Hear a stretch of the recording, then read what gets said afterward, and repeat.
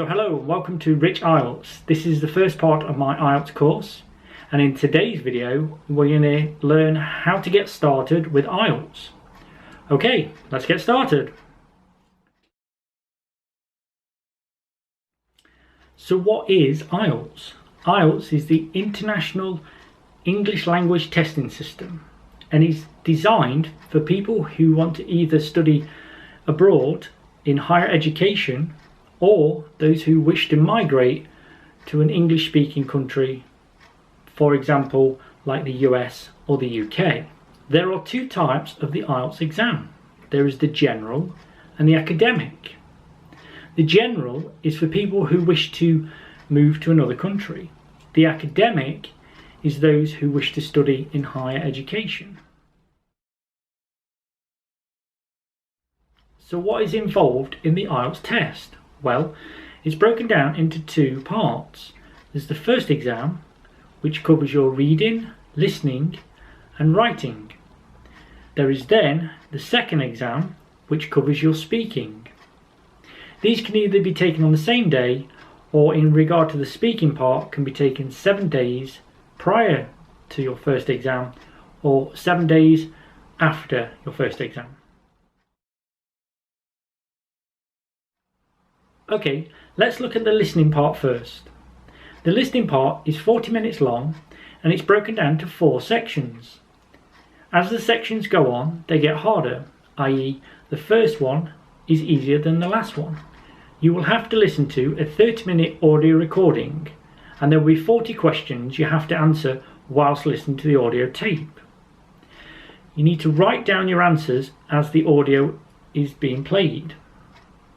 After the 30 minutes, you will be then given 10 minutes to transfer your answers into the answer book. You can write your answers directly into the answer book as the audio is being recorded, but this is not advised. Next is the reading. The reading part is broken down to 3 sections. Again, the first section is easier than the third section. In the general part, in each section, you'll be given 1 to 2 texts, whereas in the academic, in each section, you'll be just given 1 long passage to read. There are 40 questions, and you are given no extra time to transfer your answers into the answer book. So as you read and answer the questions, you must directly answer them into the answer book. Okay, following on from the reading, in the same first exam is your writing. This will be the last part of your exam. The writing part is separated into 2 tasks. Task 1 is again slightly different in the general and the academic. In the general writing task 1, you have to write a letter, whereas in the academic task 1, you have to summarise a chart. This can be a bar chart, a pie chart, or sometimes a map or a diagram. You have to write at least 150 words and you have 20 minutes to complete the task. In the writing task 2, it is the same for both the general and the academic. In this exam, you have to write an essay giving your opinion on a question they will give you. You have to write 250 words in 40 minutes. Bringing the total time to 60 minutes for your writing exam. It is important in both task 1 and task 2 of the writing to write in formal language and proper paragraphs. In your second exam, you will be doing your speaking part. The speaking part is broken down into 3 sections. It lasts between 11 and 14 minutes. In part 1, it is an introduction. The examiner will ask you general questions about yourself. In part 1 of the speaking, the answers don't need to be too long. You don't really want to be answering more than 30 seconds. So answer the question directly and then maybe give 2 reasons why. Basically expand your answer. In part 2, it's a speech. The examiner will give you a question. You'll be able to write notes down and there is a clock in the room. You get 1 minute to plan your answer. And after the 1 minute, the examiner will ask you to speak for 1 to 2 minutes. Timing is important in this part of the exam, and you really must not speak for more than 2 minutes if you can. If you do, it is likely the examiner will stop you. Pro tip: make sure in part 2 you speak for at least a minute and be as fluent as you can.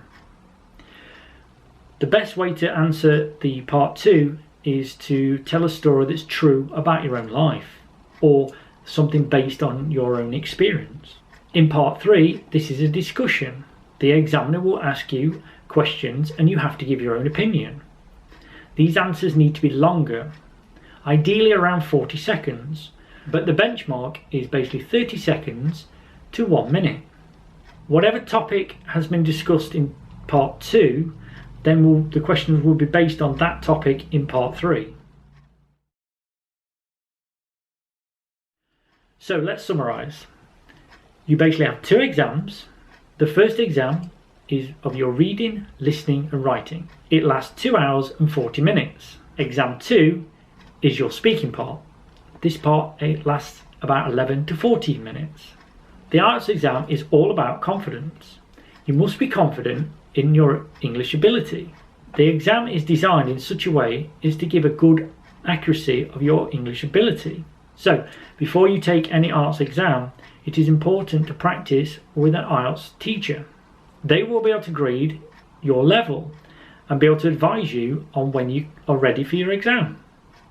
It may take 3 to 6 months to get you prepared for the exam, i.e. improve your English. Most universities ask for a minimum score of 5.5 with a maximum of 7.5.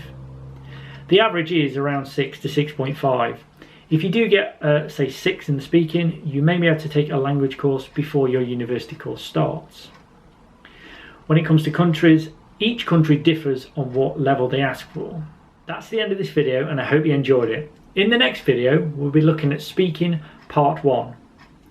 If you wish to follow my course, please remember to subscribe to the channel and turn on the notification button so you get the latest videos as they're released. Okay, see you next time.